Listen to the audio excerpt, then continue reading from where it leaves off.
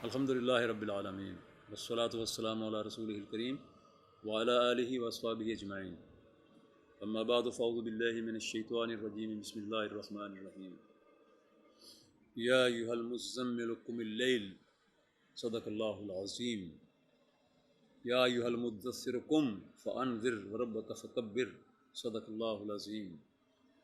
انتہائی قابل احترام ناظرین محترم، نبی اکرم صلی اللہ علیہ وسلم کے صحابہ و صحابیات سب روشن مینار اور روشن قندیلیں ہیں۔ آج ہم اس صحابیہ سے ملاقات کرنا چاہتے ہیں جو ہماری سب کی، تمام اہل ایمان کی، جس کے دل کے اندر ایمان ہے اور اخلاص کے ساتھ ہے، ان کی ماں ہے۔ اپنی ماں سے ملاقات کرنے کے لیے، اور ماں سے ملاقات کرنے سے زیادہ اور کس سے ملاقات کرنے کا شوق ہو سکتا ہے کہ ہماری ماں حضرت خدیجہ رضی اللہ تعالیٰ عنہ ام المؤمنین، اللہ تعالیٰ ان کے درجات کو بلند سے بلند تر کرے کہ جو تاریخ اسلام کی، تاریخ انسانیت کی عظیم ترین خاتون ہے۔ نبی مہربان صلی اللہ علیہ وسلم جب 25 سال کے ہوئے تو حضور صلی اللہ علیہ وسلم کے چچا اور ان کی پھوپھیاں اس فکر میں تھے کہ اپنے بھتیجے کی شادی کریں، کہاں کریں، کوئی اس کے جوڑ کا، اس کی شان کا کوئی رشتہ ملے۔ تو حضرت خدیجہ حضور صلی اللہ علیہ وسلم کو اس سے پہلے دیکھ چکی تھی، اور کیسے دیکھ چکی تھی؟ حضور صلی اللہ علیہ وسلم اس کے تجارتی قافلے کے نگران بن کر شام کی طرف گئے تھے، اور تجارتی قافلے کے حوالے سے یہ تھا کہ وہ جس شخص کو نگران بنا کر بھیجتی تھیں تو واپسی پر اس کو 2 اونٹ دیتی تھی، دو جوان اونٹ۔ حضور صلی اللہ علیہ وسلم سے جب ان کی بات ہوئی تو ابو طالب نے کہا کہ آپ 2 اونٹ دیتی ہیں لیکن محمد کا مقام تو بلند ہے۔ انہوں نے کہا میں 4 اونٹ دوں گی۔ حضور اس کے غلام کے ساتھ سفر پر گئے تو ان کے غلام جو تھا وہ ان کے ساتھ ساتھ تھا۔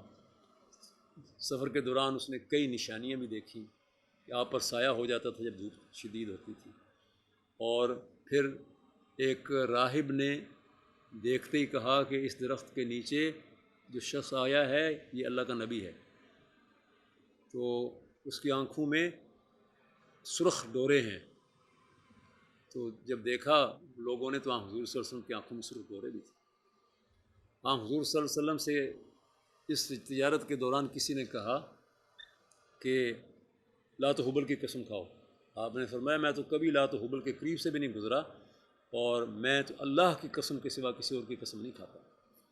اس پر پھر یہ بات لوگوں کے سامنے کے اندر مشہور ہوگی کہ یہ وہ نبی ہے جس کا ذکر ہوا کرتا تھا، کتابوں میں جس کا ذکر ہے۔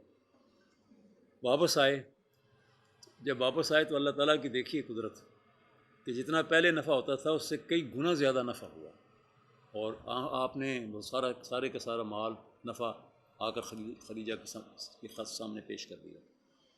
خدیجہ نے 4 اونٹ طے کیے تھے، مگر کہا نہیں میں 8 اونٹ دوں گی، کیونکہ آپ نے جو کام کیا ہے وہ 4 اونٹوں سے بہت زیادہ ہے۔ 8 اونٹ دیے گئے جو آپ نے لا کر اپنے چچا ابو طالب کی خدمت میں پیش کر دیے۔ یوں ایک تعارف تھا۔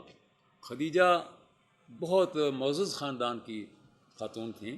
ان کے والد خویلد بن اسد وہ بہت معزز آدمی تھے، لیکن بہت بوڑھے ہو چکے تھے۔ ان کے 2 بیٹے تھے، اور دونوں ہی ان کی زندگی ہی میں جوانی میں فوت ہو گئے۔ ایک کا نام تھا حزام بن خویلد، دوسرے کا نام تھا عوام بن خویلد۔ تو عوام کے بیٹے ہیں زید رضی اللہ کے بیٹے ہیں حضرت زبیر رضی اللہ تعالیٰ عنہ، زبیر بن عوام۔ تو عوام کے بیٹے وہ ہیں، ان کے بھتیجے ہیں، اور دوسرے جو ہیں ان کے بیٹے ہیں حکیم، اور وہ بھی صحابی ہیں۔ تو چونکہ بیوہ ہو چکی تھی 2 مرتبہ، پہلے ابو حالہ بن زرارہ سے شادی ہوئی، 2 بیٹے ہوئے، یہ پہلی شادی تھی۔ تو خامن دونوں بیٹوں کی پیدائش ہوئی، دوسرے بیٹے کی پیدائش کے بعد فوت ہو گئی۔ پھر بنو مخزوم کے ایک نوجوان کے ساتھ، ان کی عتیق بن عابد کے ساتھ ان کی شادی ہوئی، اور ان کی ایک بیٹی ہوئی ہند، اور وہ بھی فوت ہو گئی۔ یہ ہند وہی ہیں جو وہاں حضور صلی اللہ علیہ وسلم کے گھر میں ہوا کرتی تھیں اور جو صحابیات میں شامل ہیں، ہند بنت عتیق۔ تو وہاں حضور صلی اللہ علیہ وسلم کو بھی تلاش تھی، اور خدیجہ کو بہت بڑے بڑے سرداروں نے پیغام بھیجے، لیکن انہوں نے کہا نہیں، میں 2 دفعہ بیوہ ہو چکی، اب میری عمر 40 سال ہوگی۔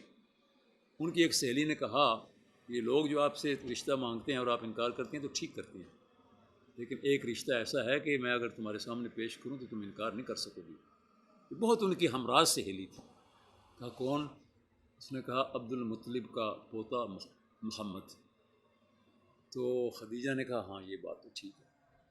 چنانچہ اس دوران بات چیت چلی، جناب ابو طالب ان کے گھر میں گئے اور ان کے والد سے بات کی۔ والد بوڑھے تھے، چچا کو بھی بلا لیا گیا، ان سے بھی بات ہوئی، سب رضامند ہو گئے، تو پھر یہ شادی ہوئی۔